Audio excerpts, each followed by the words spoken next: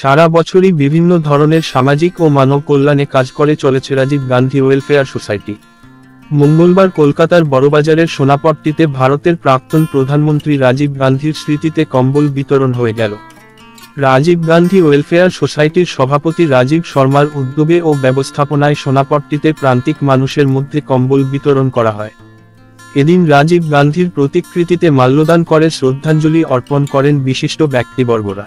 এদিনের কম্বল বিতরণ অনুষ্ঠানে প্রধান অতিথি হিসেবে উপস্থিত ছিলেন পৌরপিতা রাজেশ সিনহা, ছিলেন অভিনেত্রী পূজা রায়, অভিনেত্রী সুচন্দা ভানিয়া, বলিউড অভিনেতা মোহাম্মদ সমীর খান, বিশিষ্ট সমাজসেবী অশোক ঝা, বিমল সিংহ শেখায়াত, কিষান দাগা, দেবাশিস ধর, পাবন শর্মা, বাবু সিংহানিয়া, আছি চ্যাটার্জি, কৌশল আনন্দ, শ্রীপাল জৈন, কমলেশ জৈন, সুভাষ বাজাজ, গৌরব আগরওয়াল, খোকনশীল সহ অন্যান্যরা।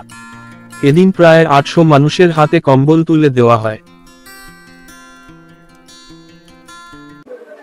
আজকে কম্বল বিতরণের সময় আমাদের কাউন্সিলর বড়বাজারে যা ব্যবসায়ী, তারপরে আমাদের ম্যাডাম যে অনেক পুরনো সিনিয়র অ্যাক্ট্রেসও আছেন, তারপরে উনি আগেও প্রোগ্রামে এসেছিলেন। আর একটা আমি অনেক ভালো লেগেছে, আগে বাড়ায় দিয়ে আমরা প্রোগ্রাম করব, তো প্রয়াস রাজীব দুটো মিলিয়ে একসঙ্গে করব।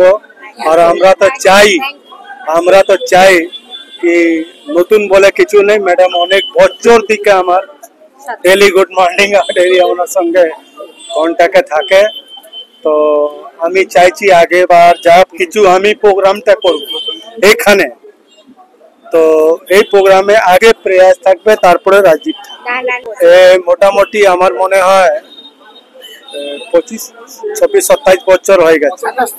মোটামুটি আমাদের একটা 5 রাউন্ডটা হয়েছে, 4 রাউন্ড আমরা করে দিয়েছি কলকাতা বিভিন্ন এলাকায় নাইটে করেছি। আজকে মোটামুটি আমি যা ভাবি ওই 400, 750 আশেপাশের মধ্যে হবে।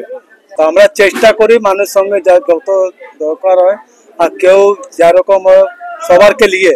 আর তারপরে আমরা শিখেছি ম্যাডামকে নিয়ে যখন মন করে, যত উনি গাঁও এলাকায় মন করে ওরা দেয়, অনেক লোক তো কিরকম দেয় আমরা জানি না, লেকিন এটা দেখেছি আমার ইচ্ছা ছিল তেনারকে নিয়ে আবার একটা গাঁও একটা প্রোগ্রাম। আমরা জানেন দাদা সব জানে, আমরা যা কথা বলি ওটাই কাজ করি, যখন আমি যা বলেছি ওটাই করব। এটাই বলবো, আমি ফিল্ম অ্যাক্টর অচ্যুত চ্যাটার্জি হিসেবে ওয়েলফেয়ার সোসাইটির তরফ থেকে যে কম্বল বিতরণ অনুষ্ঠান হচ্ছে দুস্থদের জন্য, এখানে অনেক মানুষ উপস্থিত হয়েছেন। এখানে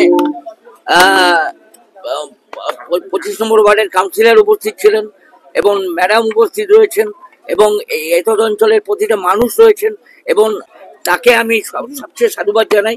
রাজীব শর্মা এটা নিয়ে 4 বার এই কম্বল বিতরণ করলেন। এরপরেও ওনার বড় বড় অনুষ্ঠান রয়েছে এবং উনি সারা বছর ধরে কোনো না কোনো অনুষ্ঠানে উনি ব্যস্ত থাকেন।